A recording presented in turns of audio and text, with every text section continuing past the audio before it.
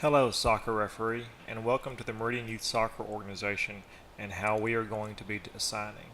My name is Lyndon Ratliff, and I'm the assigner and referee director for the Meridian Youth Soccer Organization.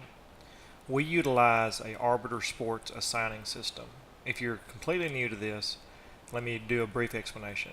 Some referees assign through paper and pencil and phone calls, and some referees assign also by big charts and stuff like that, real complicated processes. But a couple of years ago, this computer software named Arbiter Sports came out, and it's a very fast and easy way for all of us to do some assigning and accepting of games. You are here because you have received an email welcoming you to the Meridian Youth Soccer Organization Arbiter account. What you'll need to do is click on the link in there and create your Arbiter account. So you'll just need to create your own password and just go ahead and start with the basics. This way, every time you go to Arbiter Sports and you log in, you will see what I'm seeing here. So I'm logged in as an official for the Meridian Youth Soccer Organization. One thing you'll notice is we have some tabs up here. We have the Profile tab. This is a really good tab, and you need to go here first. This tab is for you to fill out your information. I would go ahead and put my name, and then you can put your cell phone number. Cell phone number is very important, especially for us to log in and see that. Now you'll also notice something also very important is you need to have your own individual email account. Now if your mother or your father has an email account and your brother and you are refereeing, then we cannot send games to one email. So everyone has to have their own unique email address. More importantly, you need to have an email address that you will check on a daily basis, which generally means an email address that goes to your phone. This is important because all games are assigned through Arbiter, and whenever they are assigned, you will receive an email notifying you of the assignment. You will have a period of time, generally 48 hours, to either accept or decline the game. If you decline the game, there's nothing wrong with that. Many of us decline games because we just can't make it that day, and that's fine. But if you let the game expire and it becomes an automatic decline, then that would be something that we do not like. We want you to just go ahead and click decline if you can't do the game. If you accept the game, then that's good. But this information is always needed right here in your personal information. Your email address will already be there probably. Now you need to go ahead and plug in your cell phone number. It's also good to put in your address. The reason it's important to put in your address is it shows us distance from your house to the soccer field. So for example, if you live 5 miles from the field and we have one game that pops up, we're going to probably assign that to you because you're closer compared to someone who's 40 miles away. On the opposite end, if someone's 30 to 40 miles away, then we're going to load them up on a lot of games on Saturday to make it their trip worthwhile.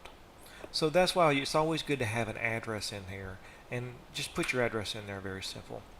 You don't have to put your social security number, in fact I wouldn't, but also go ahead and put your birthday in there so we know how old you are. It has nothing to do against age, but we just, it's always good to have that thing.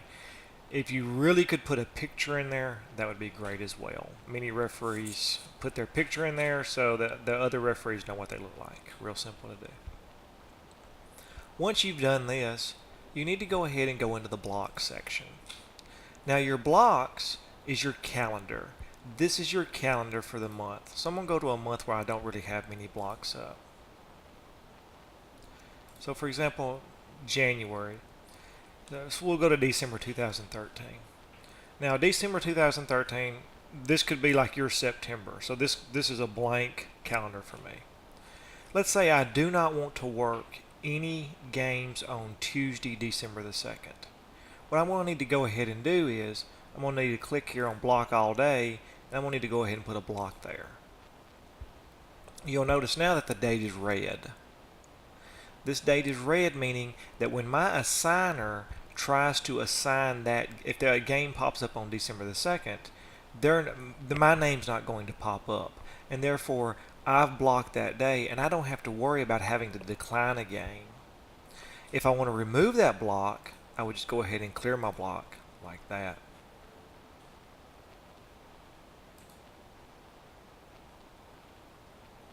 And now it's cleared.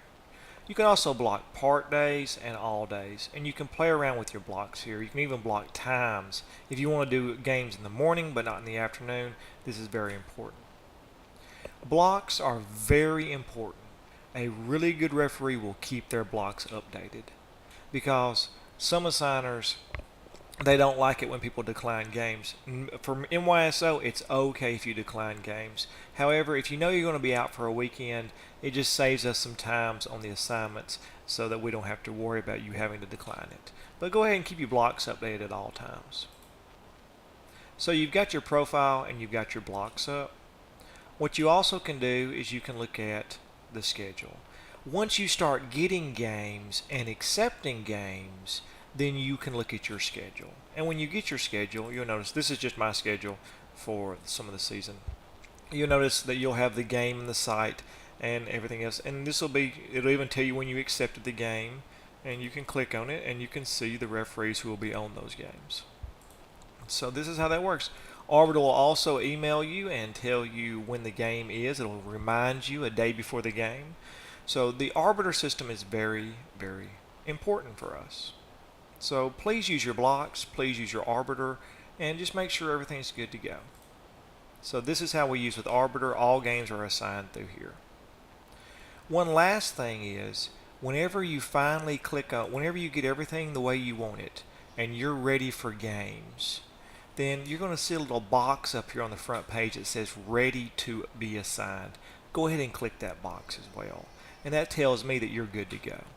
Real simple, real easy to do.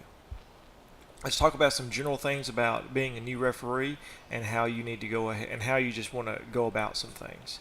One of the big accepting games is very important, and declining games is also it's easy to do, and that's no big deal. You will not be punished for declining games. The number one rule is please be at the games 30 minutes before kickoff. So if your first game is at 8 o'clock, then you'll need to be there at 7:30. The worst thing that a referee can do is be a no-show. If you're a no-show for a game, that causes a lot of trouble and usually will affect your future game assignments. Many times a referee who is a no-show will generally not receive games for the next month or two.